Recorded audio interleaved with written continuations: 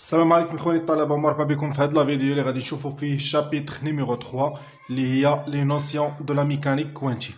هنا وصلنا لواحد الشابيتر اللي هي مهمه بزاف واللي غادي نبقى نستعملوها بزاف. وصلنا لعد مسيو كان اخر موديل لينا في لي موديل كلاسيك دو لاتوم هو الموديل دو بور، واللي عرفنا ان لاتوم ديالنا كاينه على هذا الشكل هذا، يعني تكون عندنا واحد النوايو هنايا، عندنا واحد لوربيتال اتوميك وعندنا الالكترون تيكون في واحد النيفو، وقلنا تيكون عندنا بزاف ديال لي نيفو على حساب، يعني تيكون عندنا ان ايكال 1 اللي سميناه لو نومبر كوانتيك برينسيبال، واللي كان عند مسيو بور واحد اليد فيه. هنا عرفنا ان ايكال 1، قلنا ان ايكال 2 وقلنا ان ايكال 3، ويقدر هاد الالكترون هذا يطلع لواحد النيفو، ويقدر هاد الالكترون هذا ينزل لواحد النيفو، يعني يقدر يدير لابسوربسيون ويطلع لواحد النيفو اخر، يقدر انه يدير ليميسيون ينزل النيفو اللي كان فيه، ولا يقدر توقع ليه ليونيزاسيون يعني يمشي لنا الالكترون. من بعد مسيو بور غادي يجي واحد السيد في 1924 اللي سميتو لويس دي بروغلي، وغادي يعطينا واحد البوستيلا ديالو، واللي غادي يعطينا واحد التيوريم اللي هي تيوريم دياليتي اون كوربوسكول. هنا في هاد شنو غادي يقول لنا مسيو بروغلي؟ مسيو بروغلي غادي يقول لك الا كانت عندي واحد البارتيكول، يعني واحد الكوربوسكول، يعني بارتيكول ما يمكنش لنا نشوفوها يعني شي حاجه ميكروسكوبيك، وعندها واحد لا ماس ام، هاد البارتيكول هادي راه غتصرف لنا بحال لي زوند، يعني بحال لي زوند دو لا ليميير. لي زوند دو لا ليميير حنا عارفين ما عندهمش مسار هكا، لا هذا غير الشكل تنستعملوه مبسط في لوبتيك وهادي اللي لي زوند دو لا ليميير كي تيكونوا لنا على هاد الشكل هذا.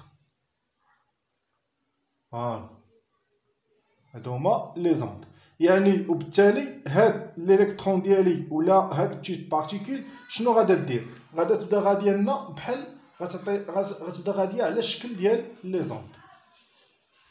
مسيو بروغلي شنو غايدير؟ باش نوصلوا البوستيلا دو مسيو بروغلي، مسيو بروغلي غيعتمد لنا، يعني غايقول لك ان لينيرجي لا ريلاسيون داينشتاين E égale à m fois c au carré égal، يعني l'énergie عرفناها مع مسيو بلانك اللي هي h fois c sur lambda، يعني هنا عندي h لا كونستانت دو بلانك، وهنا c لا فيتيس دو لا لوميير دون لو فيد، وهنا لامدا لا لونغور دوند. هنا الا جينا حيدنا هاد c، غنحيدو هاد c مع هاد الكاري، شنو غادي يبقى لينا؟ غتبقى لنا هي لا ريلاسيون ديالي غتبقى ليا هي ام سي ايكال هي اش سور لامدا. فوالا، يعني شنو غادي تعطينا؟ غتعطينا هي لا ماس فوا لا فيتيس ايكال اش سور لامدا. في الميكانيك دي بوين ماتيريال شنو غادي تشوفوا انه بي ايكال ا ام فوا في. بي هي لا كونتيتي دو موفمون، هنا عندنا لا ماس وعندنا لا فيتيس، يعني انه الا كان عندي شنو تقول لنا هاد لا ريلاسيون، هو انه الا كان عندي مثلا واحد الكوربوسكول هنايا دو ماس ام، راه الا كان تيتحرك راه تكون عنده واحد لا فيتيس اللي هي في، يعني راه بطبيعه الحال غتكون عنده واحد لا فيتيس، وبالتالي غادي نسميوها بي اللي هي كونتيتي دو موفمون، وبالتالي هذا غيعطينا ايكال ا بي. هنا بي هي كونتيتي دو موفمون،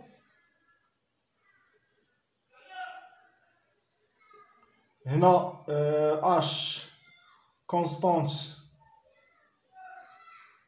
دو بلانك، وعندي لامدا هي لا لونغور دوند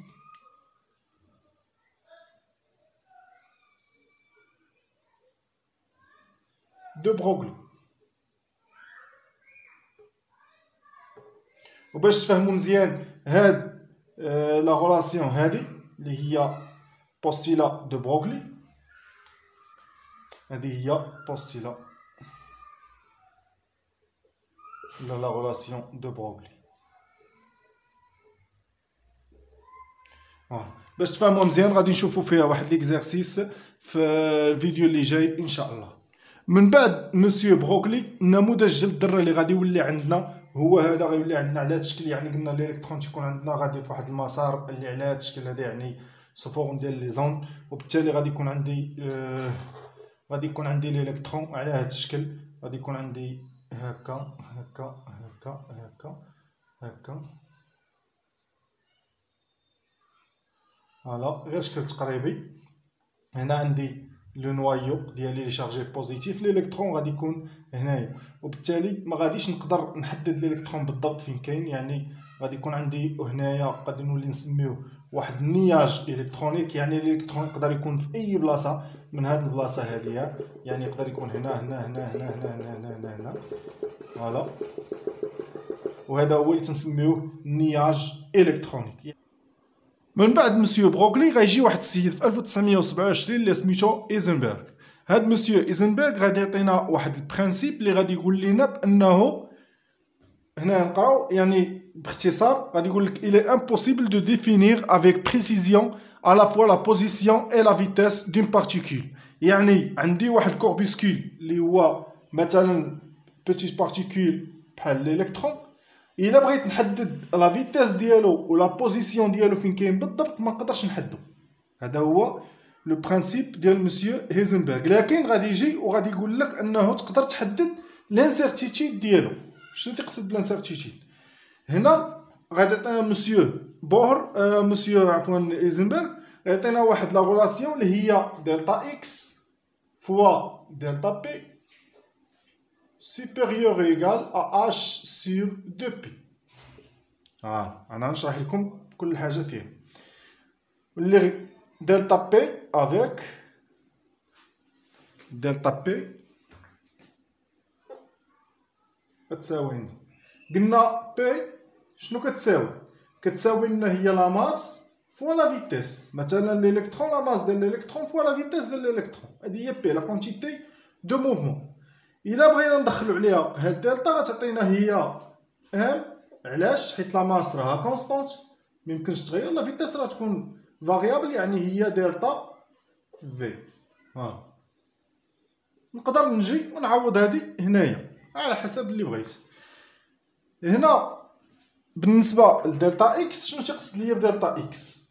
دلتا اكس مثلا خرج لك فيها 10 على بويسونس موان 10 متر. يعني شنو؟ يعني الالكترون ديالي هذه تنسميوها لانسيرتيتود سور لا بوزيسيون.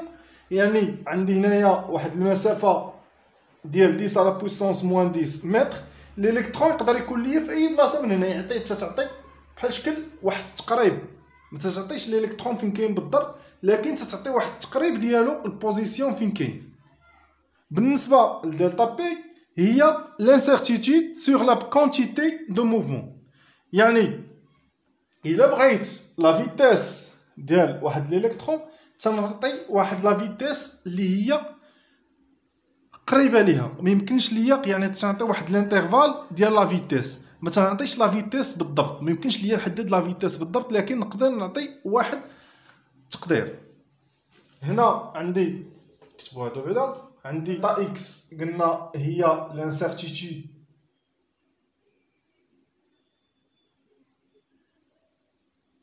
sur la position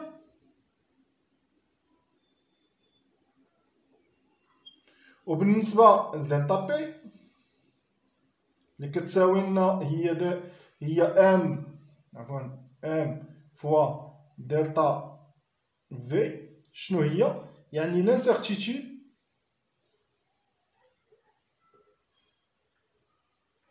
sur la quantité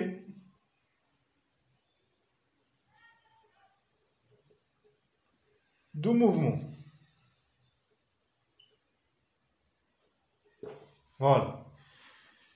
بالنسبه لهنا اللي تيجمع ليا دلتا اكس مع دلتا بي هي هاد لا غولاسيون.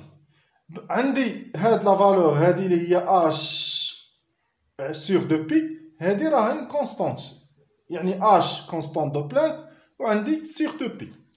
الا كانت هادي كونستانت يعني باش نحافظ باش نكون ديما في هاد لا غولاسيون في هاد الشرط ديال سوبيريور او ايكال، شنو خصو يوقع لي هنا؟ هنا الا بغيت دلتا اكس تكون صغيره بزاف، يعني الا بغيت البوزيسيون نحدد البوزيسيون يكون صغير بزاف ديال واحد الالكترون فين كاين، خص هاد دلتا بي يعني خص هاد دلتا في خصها تكون كبيره.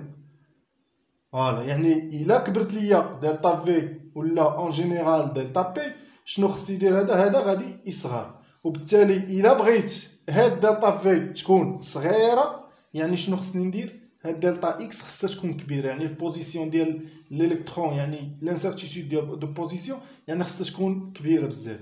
وبالتالي الا كبار يعني قد ما كتكبر دلتا بي، الا كبر دلتا بي دلتا اكس راها كتكون دلتا اكس غتكون عندي صغيره تتصغر. وإلا كانت عندي دلتا بي صغيره راه دلتا اكس غتكون عندي كبيره.